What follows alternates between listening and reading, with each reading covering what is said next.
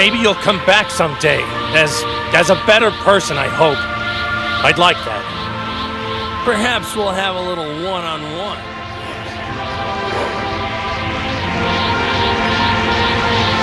Adios. I'll be waiting for you, Majin Buu.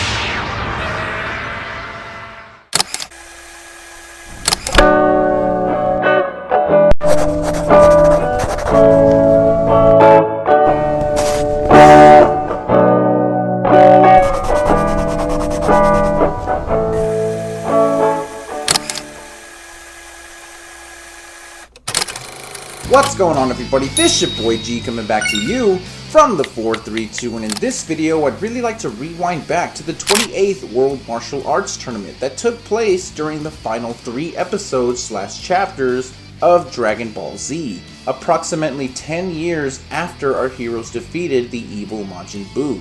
And for those who don't know, the Dragon Ball Super series actually took place during that 10-year time skip, which always had me wondering and questioning just how exactly are they going to tie in the Super series to the final 3 episodes / chapters of Dragon Ball Z that ended back in 1996. Because remember, the Dragon Ball Super series came out in 2015.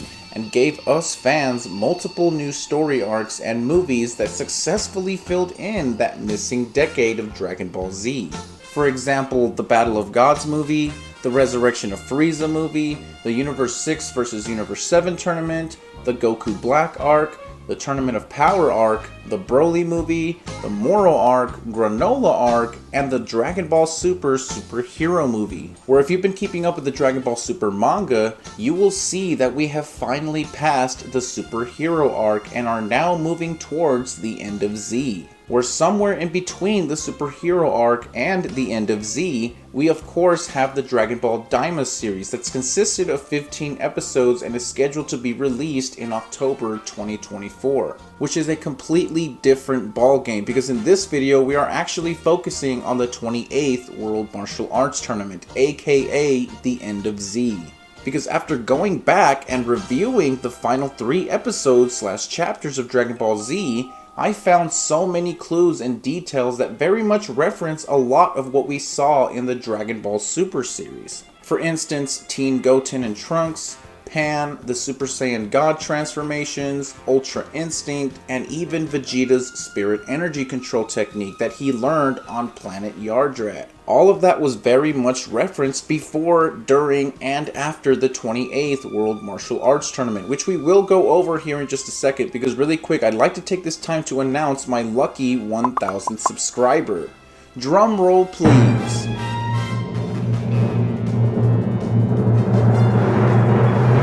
Jesus G90247, congratulations, you are my lucky 1,000th subscriber, who will receive a free Dragon Ball t-shirt. So Jesus, if you're watching this video right now, please check your emails and comments, because I will be getting in touch with you, my friend. Don't miss out on your free Dragon Ball t-shirt. Give it up one more time for Jesus, everybody. Thank you so much, he'd really appreciate it. Long live Dragon Ball, everybody.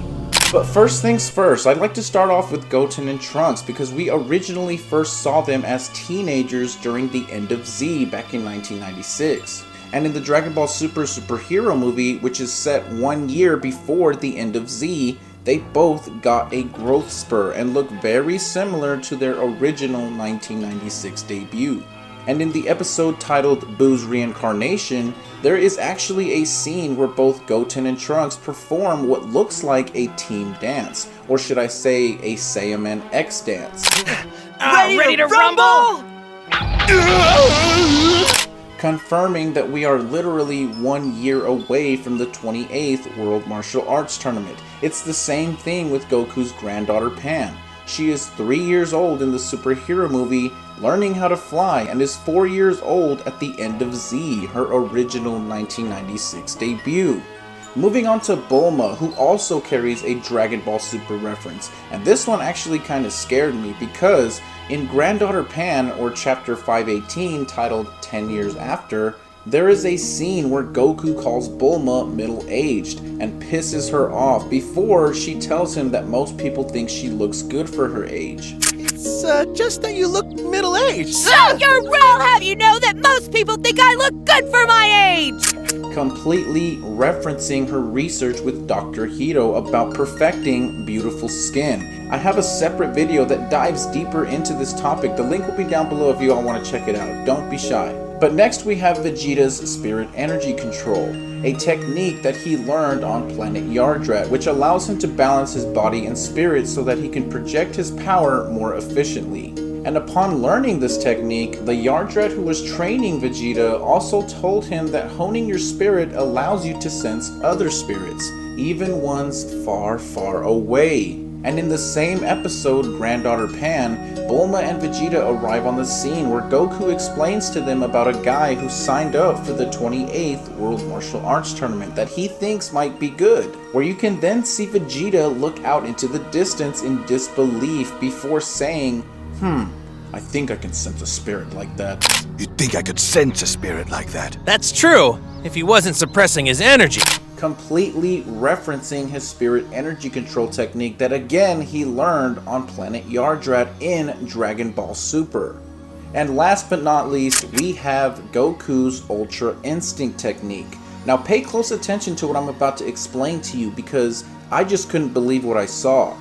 But in this scene where Oob exploded with anger, realizing he might lose against Goku, he sent pieces of the arena flying hard and fast along with Goku. But at that moment, at that exact same moment when Oob explodes, he instantly takes off, skipping over the same tiles he sent flying way before him.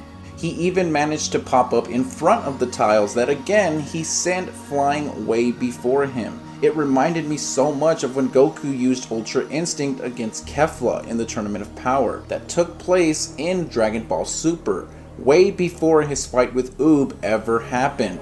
It looked like Oob was about to go in for the kill and possibly knock Goku out of the ring. Oob was about to give Goku his best shot. I mean, Goku never sees Oob coming. Then suddenly, a familiar moment happened. A familiar moment happens at the last second. The last freaking millisecond. Goku's body reacted on its own. It happened almost the exact same way when Goku fought Jiren in the Tournament of Power, just before Jiren was about to deliver his blow and knock Goku out of the ring. Meaning, Goku used Ultra Instinct against Oob at the 28th World Martial Arts Tournament, a technique he attained in the Dragon Ball Super series that again took place during that 10-year time skip between Boo's defeat and Granddaughter Pan. Now people are going to swear up and down that it's because Goku was much faster and more experienced, he used the after image technique or Ultra Instinct. No, not exactly. In order to do so, Goku would have to concentrate first. Oob was so close to laying one on Goku that he barely had time to open his eyes, which led me back to the Resurrection of F movie. During Goku and Vegeta's training with Whis, he tells them that their end goal should be to master the ability to have each part of their body think and move on its own. Or as we all know it today as Ultra Instinct. If they were to learn this ability, they would be able to avoid any conflict however so severe. You mean your body reacts without you having to think? That's exactly right. But, Mr. Whis, it looks like you stepped in some poop.